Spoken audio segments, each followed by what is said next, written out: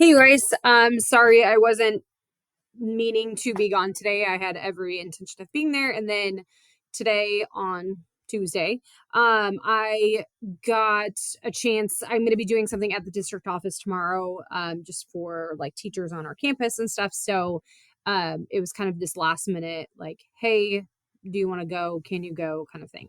So I just wanted to kind of go over what we were going to be doing today. We were going to be, talking about the causes of World War One and kind of going through how, World War One is going to be changing things and what it kind of looks like. And really the main thing that we're going to be looking at is kind of the causes. So I just want to walk you guys through that. So the way that you guys should be looking at that green paper right now, and the way that we kind of look at the causes of World War One is through an acronym called MAIN or MANIA. And basically we have this kind of like barrel keg, gunpowder keg, because there's a spark that happens in Europe and it basically explodes everything into World War One. So you can sometimes hear like Europe is called the powder keg of Europe prior to World War One happening, and this is the reason why. So we're going to go ahead and just kind of start off with this. So the first M is going to be militarism, and basically militarism, if this will work. There it goes. Basically, militarism is where you have like a building up of your military. There's a glorification of your military. You are expanding your weapons. You're going to expand your military, add more soldiers, tanks, U-boats, all the kind of things.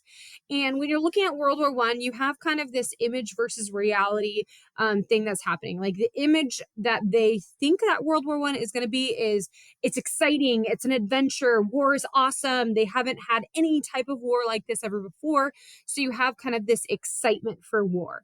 But in reality, we know it ends up killing millions and millions of people, and it's horrendous.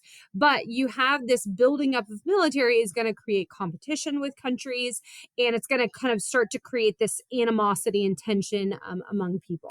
And so you can see that various countries are expanding their defense and their expenditures. They're increasing, especially Germany, increasing by 73%.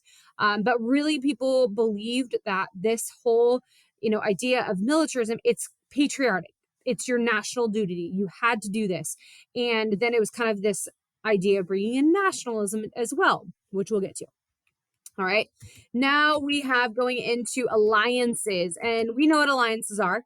But basically, in alliances, you're going to make this deal with another country. And if they get involved in a conflict, you're going to kind of get pulled into it. You're going to protect them. Well, because of these alliances that are set up prior to World War One breaking out, again, it's creating this tension and whatnot. So you can see that you have these various alliances. I'll move myself out of the way. These various alliances that are going on. So you have the Triple Alliance with Germany, Austria-Hungary, and Italy. At the beginning of World War One, Italy is actually going to get out of this alliance, and so it's just going to be Germany and Austria-Hungary. And then in the Triple Entente, you've got the United Kingdom, you've got France, you've got Russia. Italy's actually going to jump onto that side. We'll join this as well, and we'll turn into the alliances. You can also see that you have some neutral countries that are going to come into play during World War One. But the big thing is really to notice like Germany. Germany is right now surrounded by these alliances. And so that is really going to be a big thing when Germany is deciding like, what do we do? How do we, fight this war? Because they don't want to fight a two-front war on the Eastern Front and the Western Front. And so they're going to kind of try to figure out a way to get around that, which actually doesn't work out because they go through neutral Belgium and they rape and murder a whole bunch of people in Belgium, and it's horrendous, and it kind of brings all these people into this fight. So Germany didn't really do what they should have done. Okay, so there's that. Move myself down again. Then getting into A, which is imperialism, and we just fought, or not fought. We just went through what imperialism was, and basically, let me go back. Basically, it's when you have colonies, it's now created a competition. Who can have the best colonies? Who can have the best, resources? Who has the biggest empire? And so you have this really increased competition. And also, just like you have to now protect those colonies. And because of this increased militarism, it is allowing you to, get more soldiers from your colonies. Okay, think about India with Britain. Okay, and then so you have an increased military, and that has to do with imperialism. And we know what imperialism is. These are just, constant competition.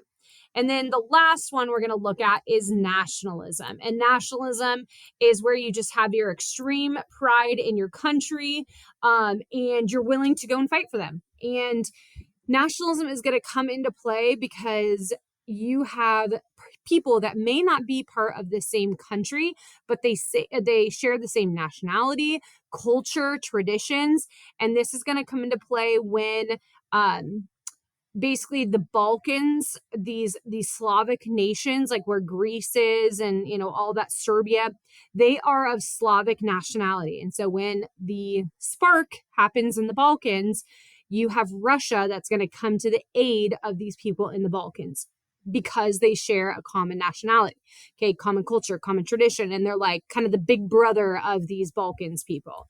And so it's going to play a big role in it. All right, so we know this nationalism, just kind of talked about that. And then let's get into the Balkans are the powder keg of Europe, because something happens in the Balkans that's going to explode into World War I, and that is the assassination of the Archduke Franz Ferdinand. That's the last A in mania. I know it says Maine right here, but on yours it says mania. So you have the assassination of the Archduke. The Archduke is supposed to be the next king of Austria-Hungary, and there's this issue how he's going to be basically expand territory into the south, and it creates these issues, and this group called the Black Hand, these Serbian nationalists, assassinate the Austrian Hungarian Archduke, and basically Germany, because they're in alliance with Austria, go, hey, you need to do something about this. And Austria-Hungary was like, I don't know if I want to, like, what do we do? And Germany's like, no, go, giving them an ultimatum, do all this. So Austria-Hungary basically ends up declaring war, and Germany gets involved because they are an alliance. Russia gets involved because they are the big brother to the Balkans, and then you have France that gets involved because they're in alliance with Russia, and then Great Britain doesn't get involved until Germany goes through neutral Belgium and does horrible things, because Great Britain's like, I don't want to get involved in this, and we'll only do it if something bad happens, like neutral countries get invaded. Well, guess what? Belgium does. So in a very short period of time, you have Germany, Austria-Hungary, Russia, France, Great Britain, all into this war. And because Germany didn't plan it out too well, because Russia mobilized way too quickly, Germany is now fighting a two-front war on the Eastern Front with the Soviet Union, and on the Western Front with the British and the French. And the Western Front is going to be bogged down in trench warfare, which is not good. All right, so World War I begins. There's the assassination. So now you have the alliances. Let me move myself over here. The alliances that is going to be broken out. You don't have to color anything on your map, because actually on your, you do have a map on that green paper. I didn't think you did. I would definitely label your two alliances. If you don't want to color them in those specific colors, maybe put lines in one and like stars in the other, just so you know who is on what side. That would probably be a good idea. So pause the video right here to color in your alliances. Okay, so alliances happen. I already kind of went through that. You have the chain reaction. Everybody gets involved. I already went through all of that. Here are reasons for getting involved into war. And again, if you want to read all of these, just pause this just for a second. But basically, you have nationalism. You have the idea of like people wanting to defend people, protect themselves. All that kind of gets involved. Okay, so let's get into the green paper, continuing that green paper, total war. So you have your green paper. So we're right here on this total war. Really kind of focus on the pink stuff, but total war is basically where like everybody is involved in the war effort, whether you are on the front lines or not. So civilians are doing things at home and, like producing weapons in factories. The government is going to take control of the economy. You do have an increased government control in lots of different parts of society. And you have lots of factories that are converted to wartime production factories. You are also, people at home are doing rationing. This is when the idea of victory gardens came in, and you want to basically grow your own food because we need to send food over to soldiers and things like that. And it's just basically meant that like everybody is going to be involved in this war effort and everybody needs to kind of do their part. So whether it's fighting on the front lines, helping with, building up weapons, or if you are, a wife at home and you're just doing rationing for your family, you're just going to try to do what you can to help out.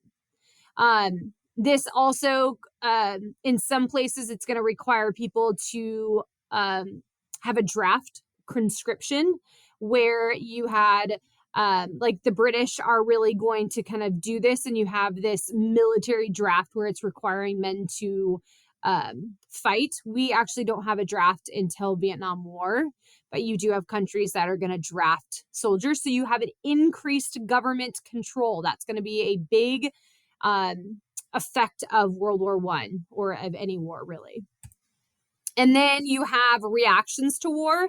Propaganda is going to be huge. Propaganda is used pretty much for the first time. And propaganda is very one-sided information. It's going to entice you to do something. It's going to tug at the heartstrings for you to, join the military, buy war bonds, ration, all these different things. But you're going to have governments that are going to kind of censor the media and skew it in a way that they really want people to be a part of the war and to really support the war. And I know I'm going through this fast, so just pause it when you need to continue to write.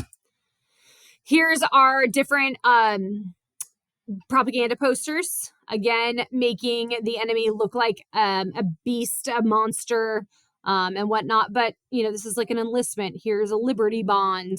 These are all propaganda posters. Okay. Here's just more of the rationing. Okay. And how you're going to, use what you can, but then you're going to allow the excess to go to the soldiers. And so the government would basically decide how much you can have based on your family. This is when the ideas of meatless Mondays came to play, was during World War I. All right, here's some more propaganda posters. Role of women.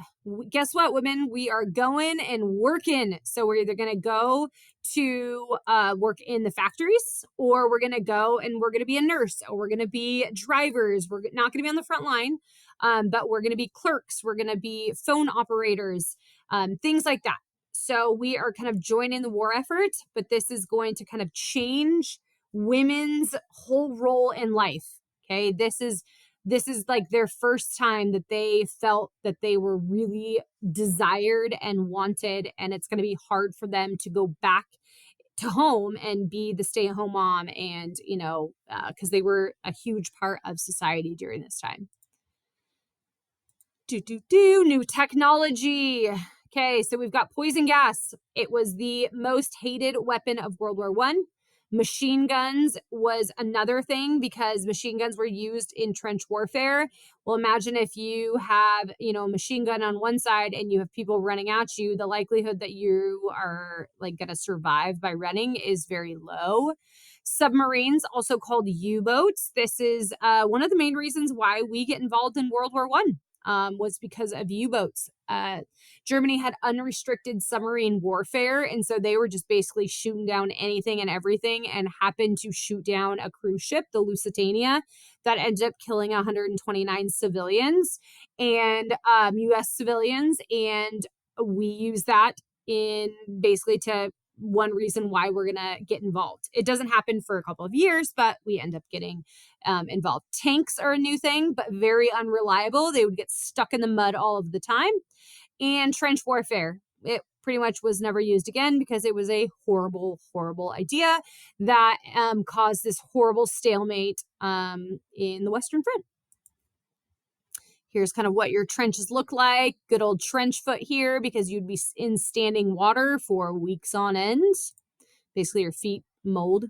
And then what ends up happening after? So we've got the Treaty of Versailles. We're going to go over into kind of the consequences and whatnot next class. So I'm not going to go into too much detail about this, but I do want you guys to write this down. But I am going to go over the Treaty of Versailles. We're going to talk about the Spanish flu that fun fact, Woodrow Wilson ended up getting during the Treaty of Versailles. And I really think it altered how the Treaty of Versailles went. But then we'll kind of talk about what ends up happening with the United States and just the, collapsing of a bunch of very important empires. So finish up this green paper. And then the next thing I need you guys to do is either work alone or partner up.